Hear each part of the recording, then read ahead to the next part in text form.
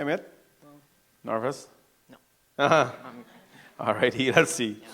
So Amit, you're into now, you're going to talk about chapter 6. Let's hear what your interpretation is of this really beautiful chapter. Okay, so chapter 6, Dhyana Yoga, meditating and focusing on God. The mind is most difficult to control, and one must conquer it in order to prevent lust, anger, illusion, and all other vices from distracting it. Ashtanga Yoga is the physical meditative process that aligns the mind and senses and focuses concentration on the one God. One must uplift themselves by themselves, for you can be your worst enemy or your best friend. The conquered mind is the best friend. A self-disciplined man is supremely constant in the face of pleasure and pain, honor and dishonor. A yogi is steadfast, one that has conquered the senses and values a piece of gold and stone equally. He has equal regard for all people, friends, enemies, relatives, saints, and sinners. This chapter outlines how one should become masters of themselves, mind and body, in order to become their greatest friends. This chapter urges the reader and Arjuna to work towards this level of impervious control and mastery, encouraging one to become one with themselves and God.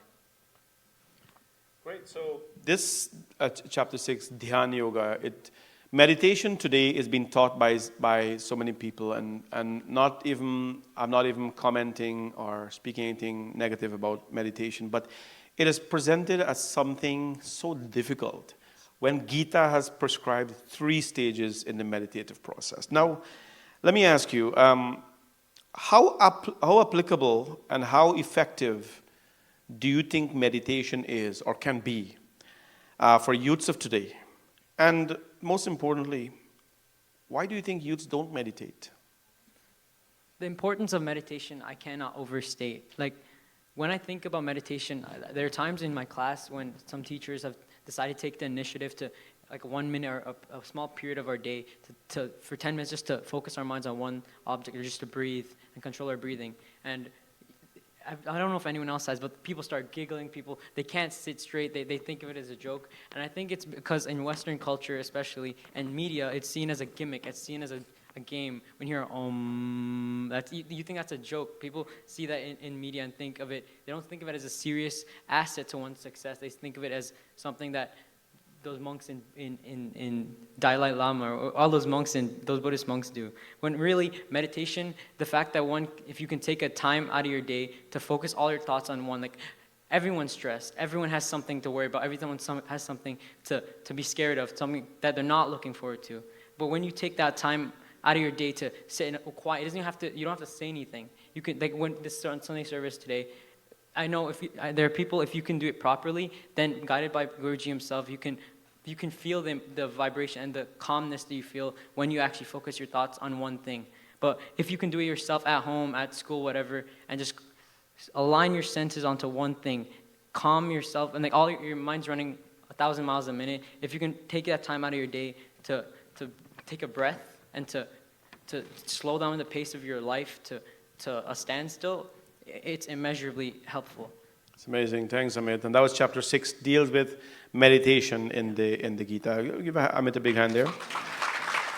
And you've chosen next to talk on chapter 10 of the Gita. Tell us about it, this amazing chapter. Chapter 10 is called Vibhuti Yoga, the yoga of manifestation. The qualities of intellect, wisdom, patience, truth, self-restraint, calmness, pleasure, pain, and many more all come from the Lord. Equanimity, contentment, charity, and fame all come from the Supreme Being. Those who worship God are granted the yoga of discrimination by which they can come and become one with Lord. By explaining the vastness and all-knowing nature of the Lord to the reader and to Arjuna, we are able to understand the power and extent of the Lord's will and become more inclined to submit to Him. We are given an idea of the manifestation of the Lord and are able to learn of the rewards and reasons to seek refuge in Him. So when we say seeking refuge, do you think that it's important for people to seek refuge in God? And if they don't, what happens? I think that the Lord is all-knowing. He's the Paramatma, the Supreme Soul, and is capable of carrying all burdens we have. in life. Seeking a refuge in God is the way that one is able to fully submit to the Lord. He's accepting of all and is able to carry our burdens and our obstacles. We have to realize that the Lord is someone bigger than us, bigger than this world. I myself, and I'm a really big fan of history, and one thing I think about when I see this is like Robert Oppenheimer, when he finished the Manhattan Project towards the end of the Second World War, creating the atomic bomb that could literally blow up the earth. One of the first words he said to the people around him was, "I am become death, destroyer of worlds." That was a direct quotation from the Bhagavad Gita. And the fact that he chose those words, it really moves me, because as a non-Hindu he saw that the power of the Lord, and he used that to say, he believes that God is someone that can destroy the earth. When as us Hindus know that God is something more than that. He's the creator of earth, he's the destroyer of earth, and he's the preserver of the earth. Chapter 10, verse 8 says, "I am the origin of all creation. Everything proceeds from me. Those who know this perfectly worship me with great faith and devotion." Us as Hindus can see that he is someone that we can channel all our negativities into, someone that we can give our weight and our burdens to, and he can give us the strength. Because one of the famous quotes, "Where our strength ends, God's strength begins." Amazing. Great job there. Big hand for Amit, everybody. Thank you very much. Thank you.